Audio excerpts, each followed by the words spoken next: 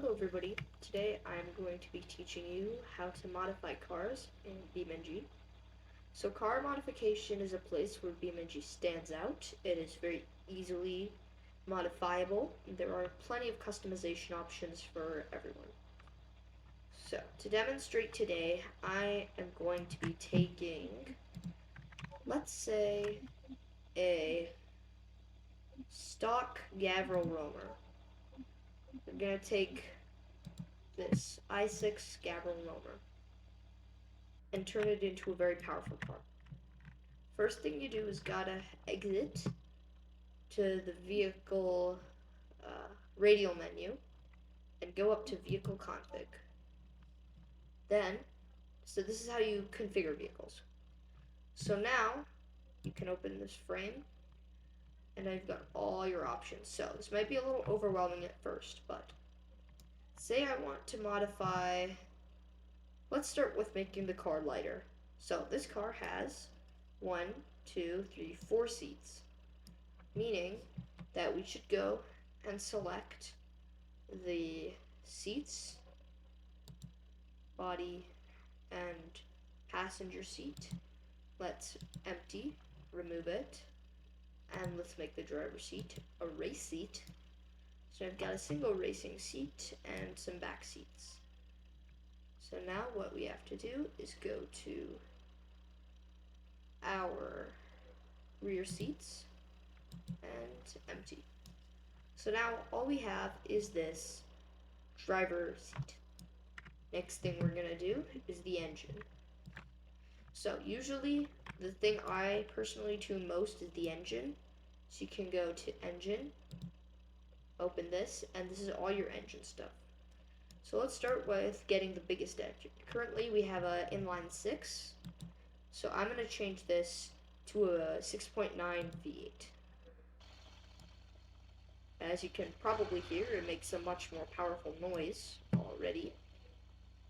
We're going to change the stock ECU for an adjustable race ECU, because it kind of helps us, get the most out of the engine. I usually leave the mounts and long block stable, but actually, sorry, not the long block. The long block usually becomes a performance long block. Keep the engine mounts the same, and turn the intake into a supercharger, and take the stock oil pan and make it a race oil pan. You can always check the exhaust manifolds, and V8 exhaust, V8 exhaust flanges. I personally don't know what that is, so I'm just going to leave it alone.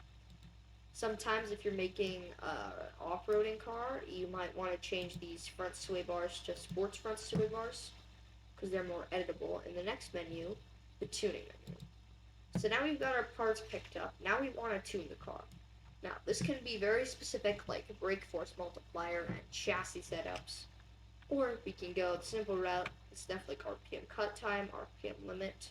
So I'm just going to have a less RPM limit, the wheel alignment, and the tire pressure. So I'm not going to end anything like that. Just always remember to apply changes automatically. Or you can click apply changes automatically. Or you could just apply it yourself. So, now that that's done, we can now pick up our controller and test the vehicle. So, as you can see, it is very powerful. Sometimes these cars can go so powerful that it slides, it loses so much traction that it's not very fast anymore. But, yeah, so this car can go really fast. But let's say we want more grip.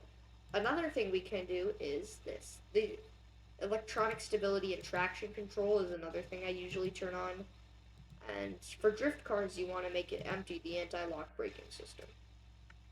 So, now, you can see it's got a lot more traction,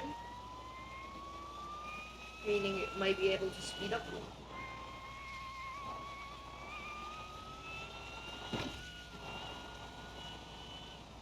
It's also a lot more stable than before, as you can see it fishtails less and moves around less. There you go. So, that would be it for this video. Thanks for watching.